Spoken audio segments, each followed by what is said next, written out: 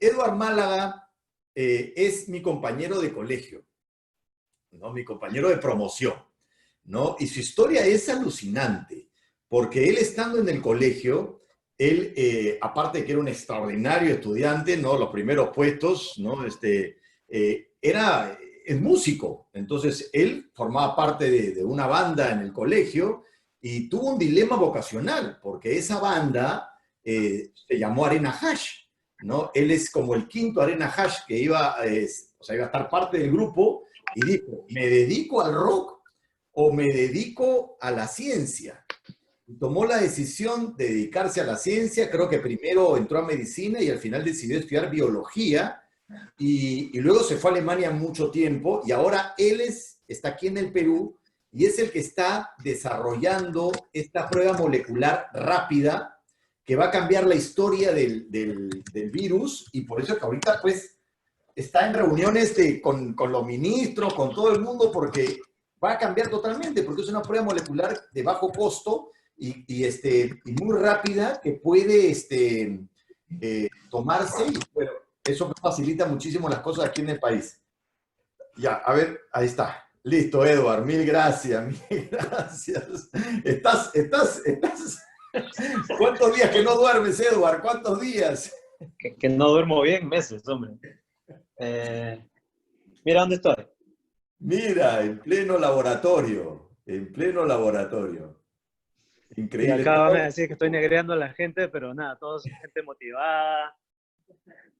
Se ríen un poco. Ahí están. Trabajando por sacar adelante este proyecto.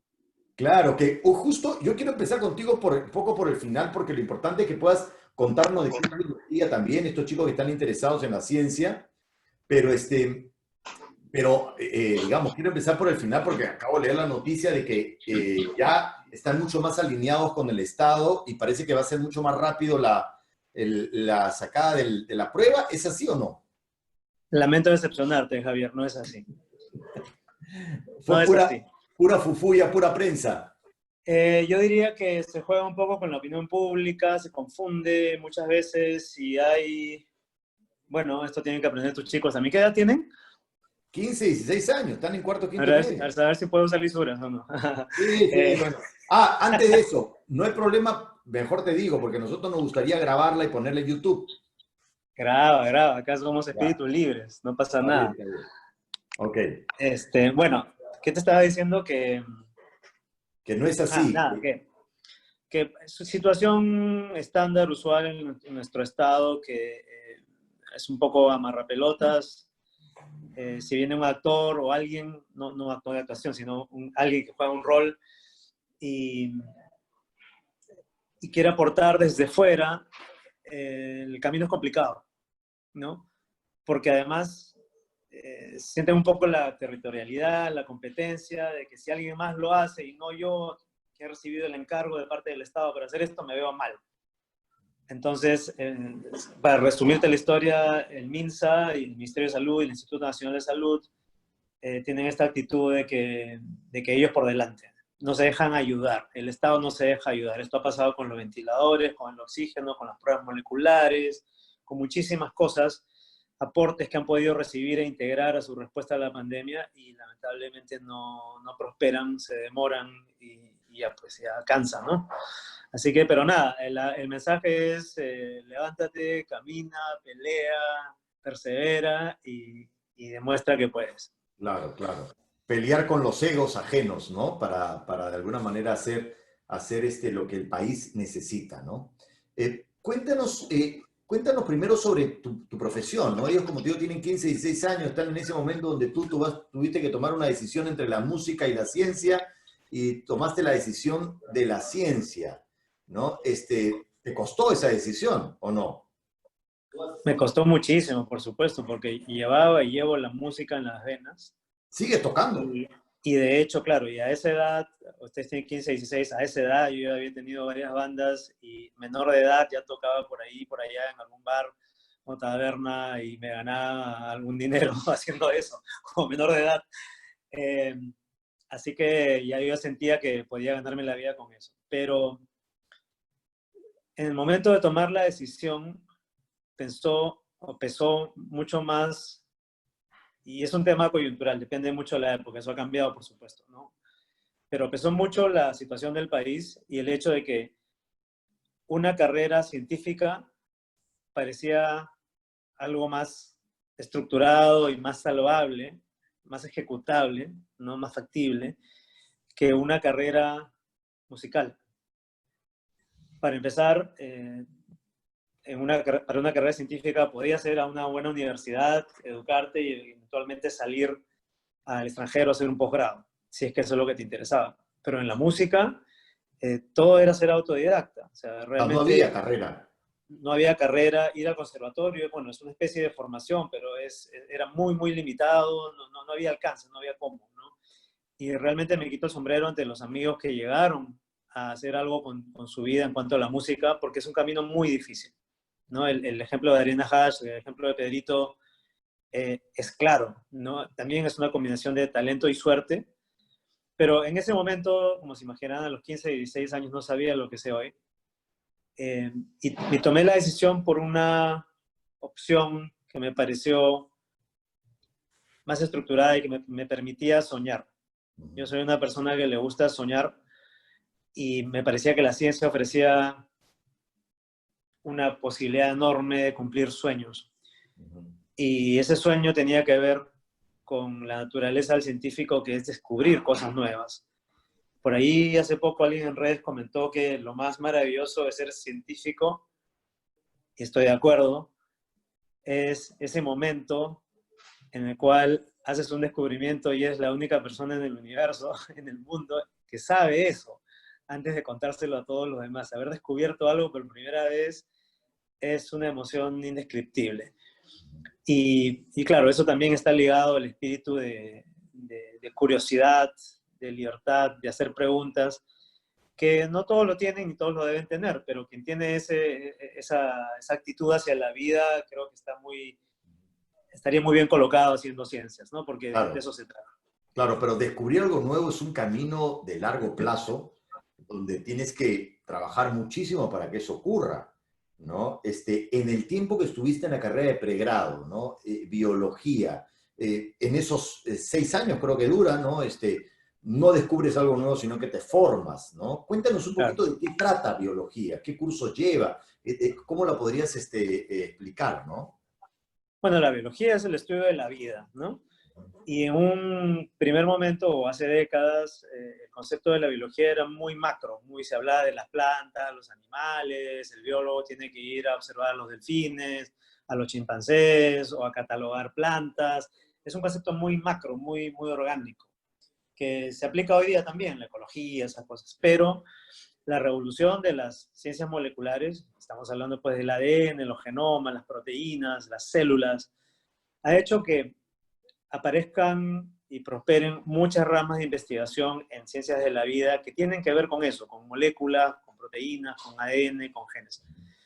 Entonces, se ha vuelto algo más reduccionista, algo más abstracto, algo que te permite realmente volar a un nivel intelectual mucho más complejo, ¿no? Se ha convertido en un reto bastante más complejo. Entonces, si te van las locuras del cerebro, ¿no? Estás un poco más cerca, por ejemplo, al grado de estimulación que puedes sentir cuando haces física cuántica. La física cuántica me parece una de las cosas más difíciles que hay, imaginarse las relaciones entre moléculas, átomos, las órbitas, las energías, eso es muy complicado. Pero ahora que la biología trata de explicar la vida en función de moléculas también, es decir, yo ser humano estoy aquí hablando ante ustedes porque tengo un cerebro y tengo una garganta, tengo órganos que responden a un cierto control. Y esos órganos responden a genes. Y esos genes no son más que instrucciones bioquímicas en un ácido nucleico, en una molécula, en una tira que tiene letritas, ¿no? Por así decirlo. Y entender eso es una maravilla. Entender el cerebro, por ejemplo, en función de los neurotransmisores, de cómo las células nerviosas intercambian señales eléctricas. Te das cuenta, ya no es las aves y los peces y la sabana africana, sino que estamos hablando de una cosa minúscula, un reduccionismo micro y nano, ¿no? A nivel molecular que te permite explicar cosas. Entonces ahí está también parte del gozo de poder explicar algo muy complejo en función de algo muy, muy sencillo, muy mínimo, ¿no? El reto, como digo, el reto intelectual es enorme. Y si se van dando cuenta de por dónde va la cosa, mi vocación es una vocación muy, muy propia, muy de pasión, muy de principios. A mí me interesa hacer esto, me interesa saber más, y si puedo con ello ayudar a la sociedad de alguna manera, pues mejor aún.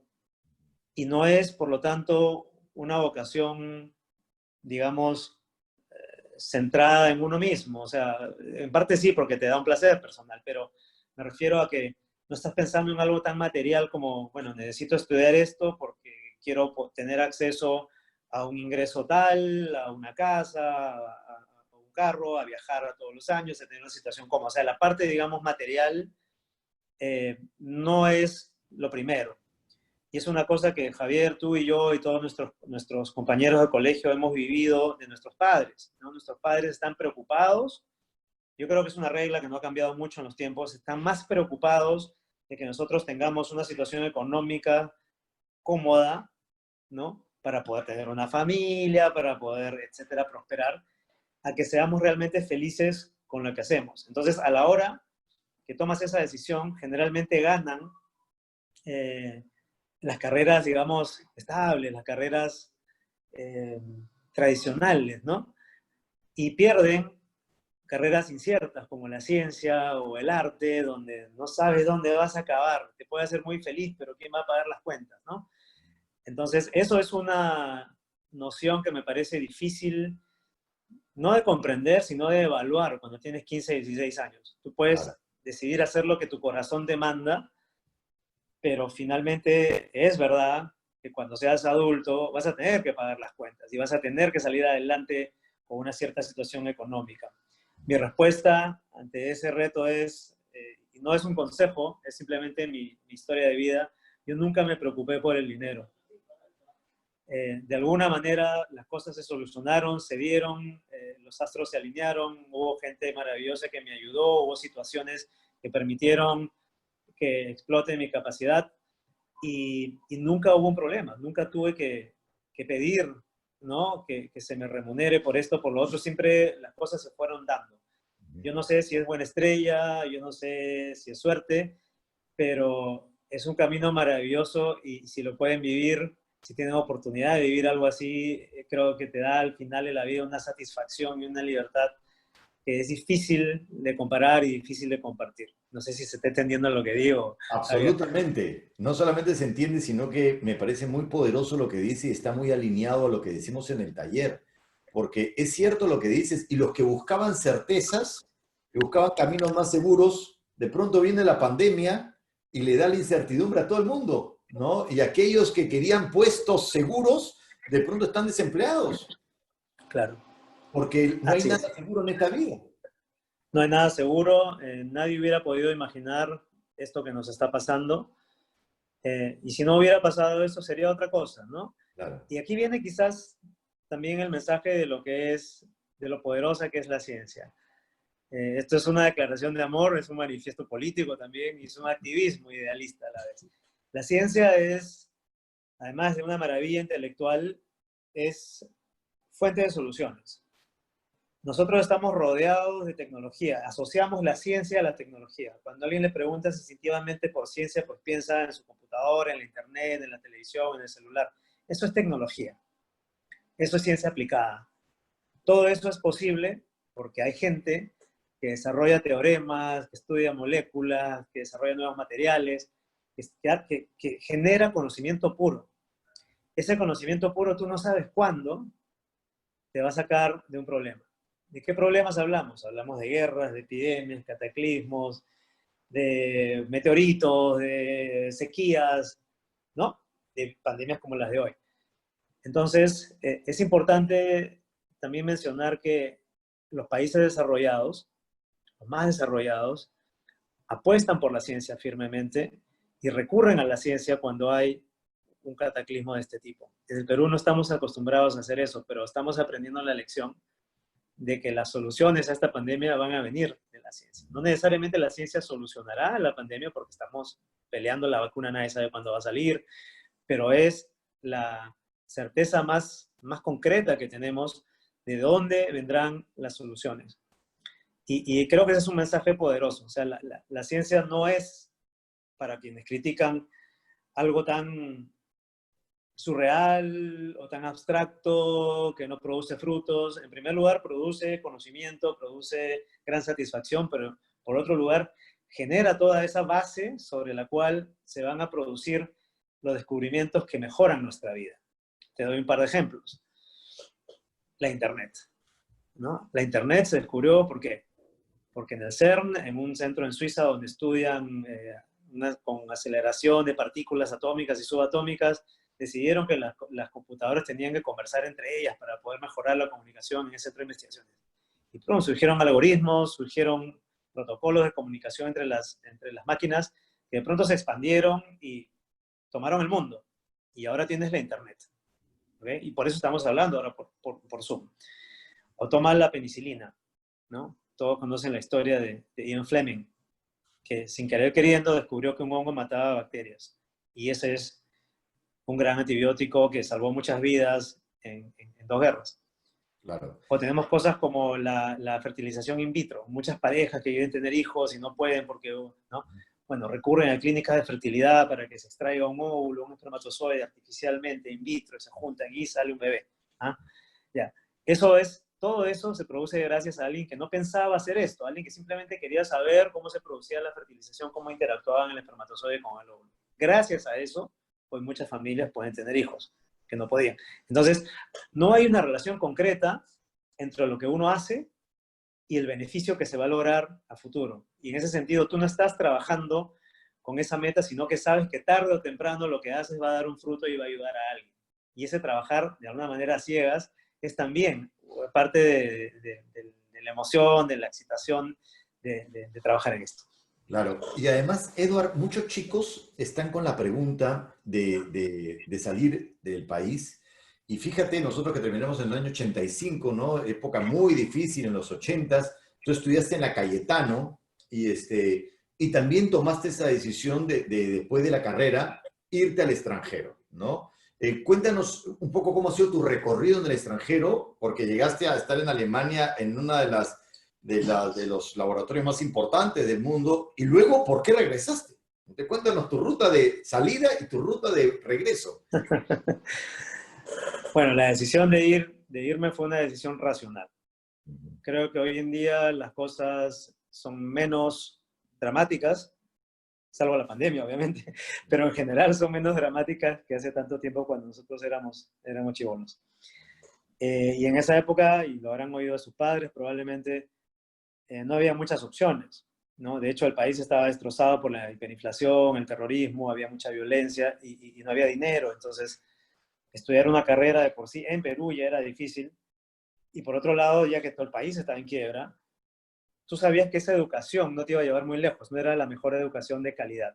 Entonces, en un área de estudio como las ciencias de la vida, donde tienes que trabajar con, ustedes han visto ahorita el laboratorio, no los he paseado por ahí, son equipos carísimos, ¿no? Son reactivos muy caros, o sea, son juguetes bastante caros trabajar con investigación biomédica. Y eso no existía en Perú. Los laboratorios eran tela, o sea, eran más tela que cualquiera de los laboratorios en sus colegios. La mejor universidad tenía un laboratorio más tela que cualquiera de los laboratorios de sus colegios. ¿Okay? Entonces, uno sabiendo, era como el pobre que ve a los ricos y famosos, ¿no? En la tele. Entonces, tú sabes que aquí no es, que aquí no vas a poder descubrir la cura contra la enfermedad o diseñar el nuevo rover que va a aterrizar en Marte. Eso lo tienes que hacer afuera porque lamentablemente no hay. Y ese fue el motor de mi decisión de salir, de poder lograr una educación de posgrado que me permita acceder a ese conocimiento de frontera, que era lo que yo quería hacer. Perú no lo ofrecía, el extranjero lo ofrecía. Eso me llevó a Estados Unidos primero, porque en esa época, pues, digamos que, no en esa época, desde siempre, ¿no? Digamos que somos una sociedad bien, no sé cómo llamarlo, Estados Unidos centrista, ¿no? Estamos muy alienados, muy dominados por el pensamiento gringo, por las modas, por los usos, la música, las las películas, lo que te pones, la ropa que te pones, 80% viene de ahí. Y eso no ha cambiado. Y en el área de las ciencias está claro que Estados Unidos es una potencia, y era una potencia en esa época. Entonces era claro que había que irse a Estados Unidos. Mira, y, y ofrecían también la ventaja de que muchas carreras de posgrado en ciencia eran becadas, prácticamente todas. Entonces no había que sumar 1+1, estaba clarísimo que ese era el derrotero, te ibas a ir a hacer una super carrera en una buena universidad en Estados Unidos y encima te iban a becar. Significa becar que te pagan los estudios y te dan dinero para sobrevivir, o sea, para pagar un departamento, tener un carro. Entonces era como de pronto la libertad, ¿no? No solamente sales de tu casa y de tus viejos, sino que ahora de pronto tienes tu vida propia a los 21 años. Y haces encima lo que quieres, o sea, qué lujo, ¿no?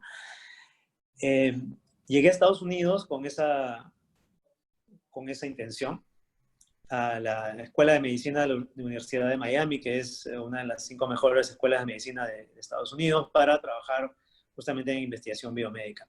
Pero resulta que cuando haces el posgrado, el doctorado, que son 6 años, al cabo del primer año tienes que escoger un laboratorio en el cual te vas a quedar a hacer tu tesis por los siguientes años. Y la tesis significa no solamente escribir un trabajito, sino que tienes que, como han visto los chicos ahora en el video, tienes que realmente partirte el lomo, haciendo experimentos. Uy, perdón, me estaban llamando. Mira, haciendo experimentos que demuestren que una cierta hipótesis que tú tienes funciona. Y eso te toma años. Mientras hacía eso y escogí este laboratorio, resulta que el laboratorio que escogí, el jefe de ese laboratorio, que no estaba ahí presente en la Florida, era el director del Instituto Max Planck para Biología en Alemania. Y yo no lo sabía. Lo que pasa es que este señor pasaba 9 meses del año en Alemania, cuando el clima estaba bonito, y cuando llegaba el invierno se iba a Miami. Tenía una super vida, pues cool, ¿no? Se iba a Miami a pasar el invierno entre palmeras, ¿no? Tenía 2 trabajos. Tenía uno como director de instituto y otro como profesor distinguido en Miami. Entonces, cuando llegó a Miami, yo lo conocí, nos caímos muy bien, le gustó mi trabajo y me dijo, oye, tú tienes potencial, ¿por qué no te vienes al Max Planck? Y ahí tienes posibilidades ilimitadas. Bueno, como digo, las cosas se dan, hay ventanas de oportunidad y uno tiene que saber aprovechar esas oportunidades o generar esas oportunidades, que es también muy importante. Dije sí, no lo dudé ni media vez, y puse pie en Alemania a los 2 años de haber salido del Perú. Y luego vinieron 21 años de Alemania, ¿no? Wow. Me quedé en el Max Planck haciendo mi doctorado, terminé mi doctorado, hice un postdoctorado. Luego me fui a la Universidad de Constanza, que queda al sur de Alemania, en la frontera con Suiza, un lugar bellísimo. Si hay alguien aquí en Colegio Católico, de repente sabrá lo que fue el Concilio de Constanza. Javier, ya te olvidaste de la clase de religión.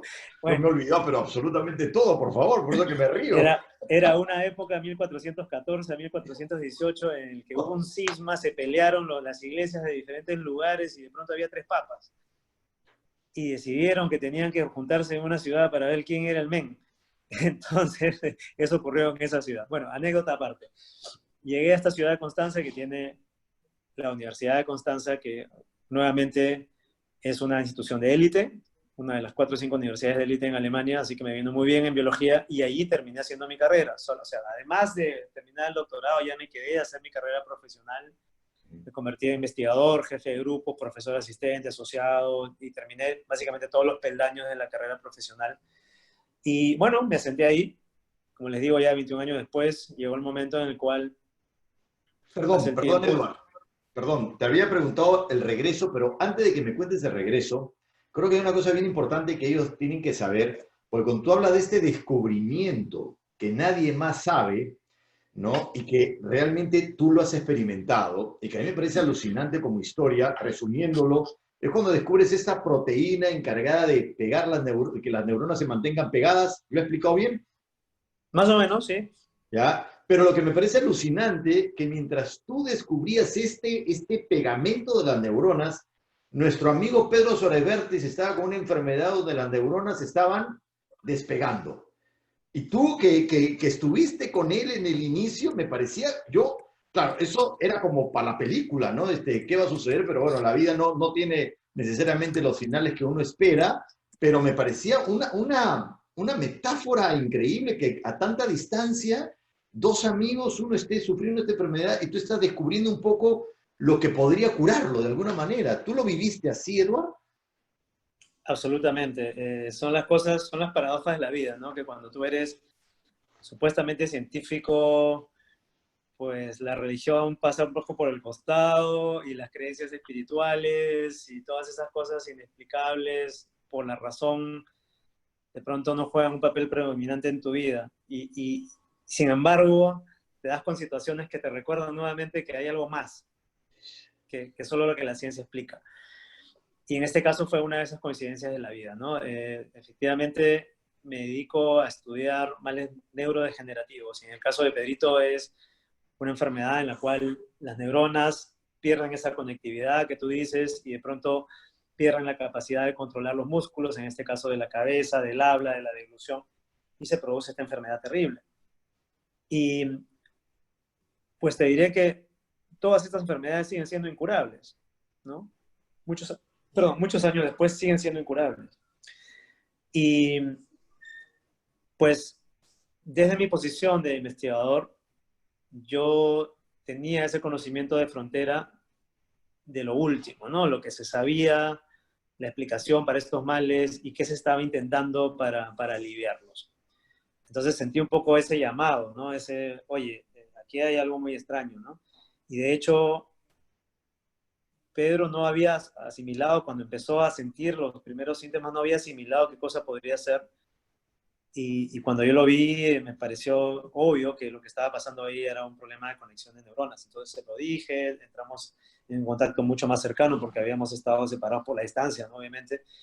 Y claro, surgieron posibilidades, o sea, tuve felizmente, digamos, la gratificante oportunidad de ayudar a Pedro a hablar con especialistas, de buscar a los mejores especialistas, de darle consejos sobre posibles tratamientos.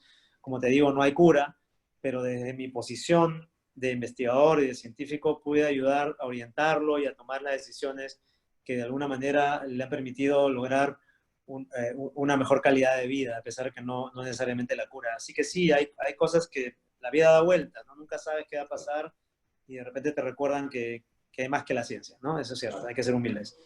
No, Edward, al haber descubierto esto, estuviste digamos, en las revistas científicas más importantes del mundo, o sea, fue un gran descubrimiento que puede hacer un cambio radical en estas enfermedades neurodegenerativas. ¿Por qué regresas al Perú? O sea, si estabas ahí en ese momento o sea, de un momento de trascendencia muy grande, ¿qué te hizo regresar al Perú? Es un poco la necesidad de un reto, Javier, de más retos, de retos de vida, porque esos Wow, son retos profesionales. wow. Los retos profesionales son, claro, los descubrimientos, la carrera, los puestos, pero a veces sientes que dentro de ti estás un poco vacío, que sientes que te falta lograr algo. Y ese algo va por un tema que también hemos tratado antes, Javier, que es la trascendencia. ¿Qué voy a dejar? ¿No? ¿Qué voy a dejar como científico? Pues está claro, están tus artículos, tu descubrimiento, la gente se va a acordar de una manera. Pero, ¿qué dejo como ser humano? Una vez logrado ese desarrollo profesional, ¿qué dejo como ser humano? Y también te he contado esta anécdota de que cuando tenía, creo que 5 años, paseaba con mis padres por el centro de Lima y paseamos por el Paseo Colón, ¿no? Cerca del final de la vía expresa de Lima. Y yo muy pequeño vi la estatua de Cristóbal Colón y pregunté quién era y me contaron quién era, el descubridor de América, ¿no? ¿Y cuándo fue eso? Hace 500 años, un poquito menos. Y yo me quedé pensando, caray, o sea, 500 años después, gente que se acuerda de este pata por algo que hizo, ¿no? Qué locura, ¿no? Hoy está en debate si fue bueno o malo que descubrieran América, pero en fin, o sea, a eso voy. El sentido de la trascendencia pues, puede tener que ver un poco con el ego, de que quieras que se acuerden de ti, pero acuérdense bien, chicos, mientras más viejos estén, van a querer eso, van a querer ser recordados. ¿Ya? Eso es inevitable. Cuando uno es joven no importa, dices, yo lo puedo todo, pero cuando ya te vas haciendo más viejo estás pensando, ¿qué voy a dejar? Y la mayoría de personas que conozco, que digamos que son personas más normales, a comparación mía, pues tienen una familia, tienen hijos, ¿no? Es lo tradicional. Y generalmente tener hijos y una familia llena ese vacío, ¿no? tú te realizas en la vida en la medida en que ves que tus hijos crecen y van a la universidad y se convierten en personas de bien y qué sé yo, y luego te mantienen y te engríen como viejo. Eso cierra un ciclo en la vida y te da la sensación de trascendencia.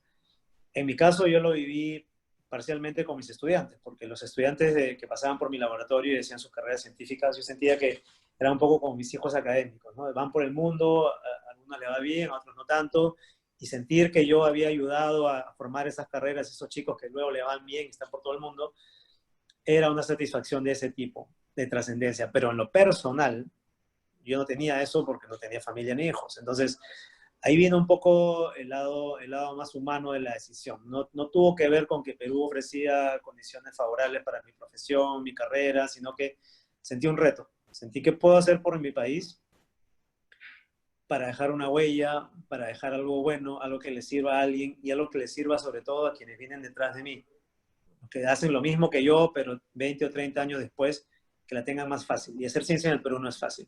Claro. Y nada, al final, mira, uno puede pensar que el momento de la decisión es un momento grandioso. No, no es así, es un momento muy humano.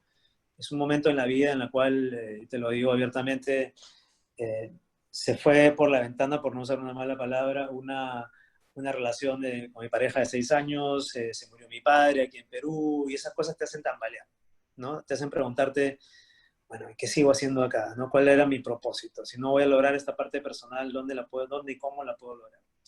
Y para resumirte el cuento, decidí que ese reto era el país, ese reto era el Perú. No significa que quiero ser presidente ni que quiero cambiar el mundo, pero sí, si yo, con todo lo que aprendí fuera, puedo generar cambios, ser un agente de cambio, para que la ciencia en el Perú progrese un poquito y para que los científicos jóvenes tengan mejores oportunidades y logren todo eso que les he contado al principio, que es mejorar la sociedad, y proveerla de una capacidad de respuesta ante emergencias y problemas, pues me doy por satisfecho.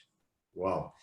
Mira, antes de que hagan las preguntas a los chicos, me gustaría que puedas hacer un comentario sobre eso también, que me parece alucinante, ¿no? Porque estás en el Perú, de pronto comienzas a hacer este proyecto de elaborar esta prueba molecular rápida, creación en Perú, y necesitas financiamiento. Uy, algo pasó, creo. Ahí Está bien, está. está bien, está bien, dale. Están Estaba llamando. viendo la batería. Ajá. Se necesita un financiamiento porque en el Perú no se apoya.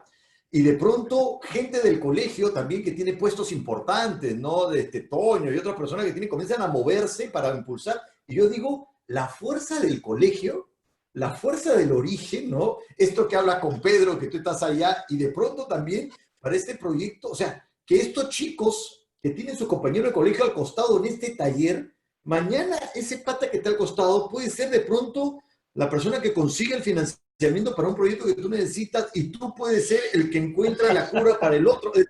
Esta magia de la vida y la potencia del colegio, ¿no? No sé qué comentario podrías decir sobre esto, cómo lo has vivido. No, absolutamente. De repente la niña más tímida que se sentaba a tu lado termina siendo la presidenta de CONFIEP, ¿no? O de pronto el que te hacía bullying, que era un desgraciado y que se metía con todo el mundo, el pata maduró y ahora es un pan de Dios y ayuda a todo el mundo, ¿no? O sea, nunca O a sabes. quien tú jodías, de pronto es tu jefe. También te puede pasar, puede haber mala suerte con eso. Pero efectivamente, nunca sabes qué va a pasar, la vida da vueltas. Y de hecho, todo lo que has visto, ya, pues, no quiero que suene condescendiente, ¿no? Esto, pero de hecho, cuando tienes 15, 16 años, tu vida ha sido tu casa y tu colegio. No tienes mucho más perspectiva que eso. Y una vez que ya te vas y vives muchas más cosas, te das cuenta que ese era un momento en el cual era imposible prever nada. O sea, no debes sentirte culpable porque no supiste apreciar a ese niño o esa niña que se sentaba a tu lado porque no sabías más, ¿no? Es imposible predecir el futuro. Pero efectivamente esto es bastante conmovedor porque, claro, años después te das cuenta de la importancia de las conexiones humanas, ¿no? Y de ese vínculo de esos amigos de toda la vida, muchos de los cuales ya no viste en mucho tiempo, de pronto se vuelven relevantes, se vuelven importantes, no solamente en el lado personal, sino para lo que necesitas hacer. Yo no sé si nuestra promoción, Javier, ha sido una promoción prodigiosa, porque de verdad hay veces que tú lo piensas y dices, caray, otra vez la promoción 12 del María Reina, ¿no? Espero que sea algo más general, pero de verdad que es un lujo es un lujo ver cómo en diferentes ámbitos de la sociedad tus compañeros de colegio pueden haber hecho cosas increíbles. Bueno, maravilloso, Edward. Me gustaría que puedan prender sus cámaras los chicos, a ver si hay unos tiempitos más para que te puedan hacer algunas preguntas. ¿Ah? Ahora me voy a poner los anteojos ahora sí para no hacer la finta. Recontra inspirador, Edward, ¿ah? Recontra inspirador, ¿ah? O sea, pero así clave con todo lo que hemos estado nosotros tratando de despertar en ellos, y tú has dicho, pero palabras increíbles. ¿Quién quisiera preguntar? A ver, Sebastián, aquí está. Ahora que hay más opciones para estudiar música en el Perú, ¿habrías escogido música por encima de la ciencia si eso hubiera sido el escenario antes? Y otra pregunta. Bueno, esa primera, y luego la otra. Estoy leyendo, Javier, así que no hay problema. Okay. La primera, absolutamente. Sí. Hubiera escogido la música. Sí. Hubiera escogido la música. ¿Sabes por qué? Porque a pesar de ser científico, o sea, hay el científico, digamos, estereotipado, ¿no? Que es muy tranquilo, que no habla, que se recluye. Y hay el científico que es medio locumbeta. Yo me considero esa segunda categoría. A mí me viene mucho más la vida loca. Y la verdad, lo siento, pero es así. Entonces, siento que mi vida es más acorde con el un músico que va por la vida, ¿no? Con su guitarra, definitivamente. Y esa parte la viví también, porque a lo largo de mi carrera también he seguido formando bandas y todo. Entonces, yo me siento bastante más identificado con el estilo de vida. Entonces, para responder la pregunta, sí, hubiera escogido, espérate, déjame ver dónde está el chat. Hubiera escogido la música. Ahora, hay otro reto. Si a ti te interesa, Sebastián, la música, tienes que darte cuenta que las cosas han cambiado también, ¿no? En la época en que yo hacía música, no cualquiera hacía música. Tenías que tener un súper talento, tenías que saber tocar un instrumento o cantar o lo que fuese o componer. Mientras que hoy en día se ha democratizado todo. Cualquiera en su casa con un teléfono, con una laptop, tiene acceso a toda la información y ya se desdibuja un poco el talento. Ya no es tan fácil distinguir quién tiene talento versus quién se ha armado todo en una computadora, ¿no? Y la competencia, por lo tanto, es más dura. Si antes tenías solamente, no sé, pues de 100 personas en tu promoción, imagínate que son 100, habían 3 o 4 superdotados que tocaban guitarra, cantaban, tocaban batería, componían. Ahora, pues, probablemente, no sé, pues 80 de cada 100 cantan, tocan, componen, porque de alguna manera se les hace más fácil por la tecnología. Lo ves en una fiesta. Antes era, pucha, ojalá que llegue el pata que tocaba guitarra para que nos cante una canción. Ahora llega un pata tocando guitarra y no importa, porque todos están cantando al mismo tiempo, ¿no? Entonces, se pierde un poco... digamos, la calidad, ¿no? Lo que te hace diferente. Si tú quieres ser músico y vas a querer sobresalir, realmente debes asegurarte que tienes un talento especial y que no solamente es porque te produjeron.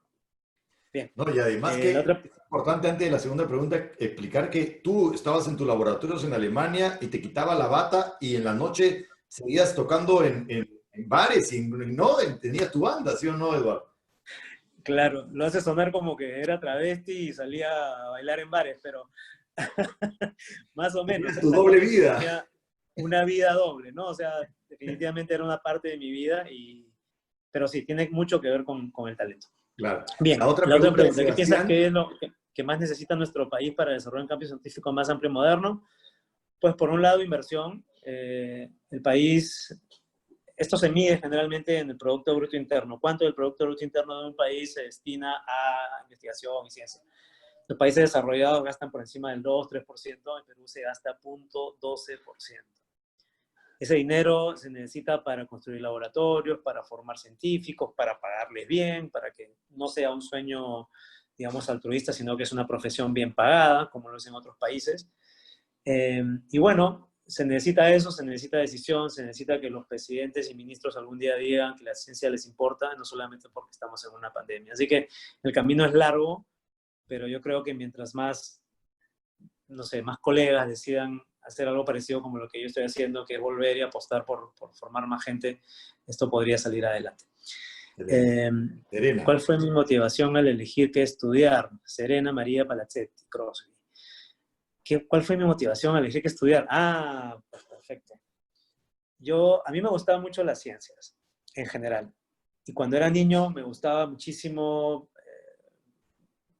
no sé, pues hacer paseos mentales pensando en el universo. Me gustaba mucho la historia de la ciencia, de la astronomía, ¿no? De la cosmología. Cómo es que las culturas antiguas descubrieron que la Tierra era plana o redonda, que todo giraba en torno a la Tierra o al Sol, o que habían galaxias, o medir el perímetro de la Tierra, o la distancia de la Luna, lo que sean los griegos, ¿no? Todo ese tipo de cosas me fascinaba. Y tenía la vocación también de desarmar todo lo que se me ponía adelante y volverlo a armar y que funcione. Y es un poco por haber visto la película de Frankenstein, donde desarma, ¿no?, cadáveres y los vuelve a unir. Entonces, de hecho, ya hay algo en tu cabeza, en tu cerebro, que te lleva por ese derrotero. Yo sentía que la ciencia era una cosa muy general, podía ser química, biología, física. Ya cuando me acerqué hacia el final del colegio, me di cuenta que dos cosas me fascinaban. La física, les digo, y la biología, comprender la vida, por el tema del ADN, los genomas, eso se volvía muy de moda en esa época. Entonces fue una decisión por pasión, no fue una decisión racional, es algo que les van a decir mucho cuando estén por entrar a la universidad, cuál es el campo de trabajo, cuál es la profesión mejor pagada. Bueno, esos son criterios interesantes, pero tienen que realmente elegir un poco por algo que los haga felices, ¿no? Y donde se sientan cómodos. Y a veces sus padres van a estar de acuerdo, a veces no, a veces ellos van a tener razón, a veces ustedes, pero lo importante es la comunicación. A veces uno también puede educar a sus padres. En mi caso ocurrió eso. Mis padres, ambos médicos, no se imaginaban que yo podía ser un científico, un biólogo. Pensaban que era algo mucho menor, mucho de menos calibre que la medicina, imagínense. Y ahora pues, bueno, mi padre ya falleció, pero ambos han estado orgullosos de que, bueno, como biólogo he logrado tal o cual cosa. Entonces el mensaje es ese.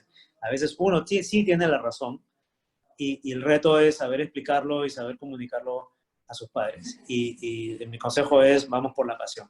Yo creo en la pasión más que en otras cosas. Es una decisión personal.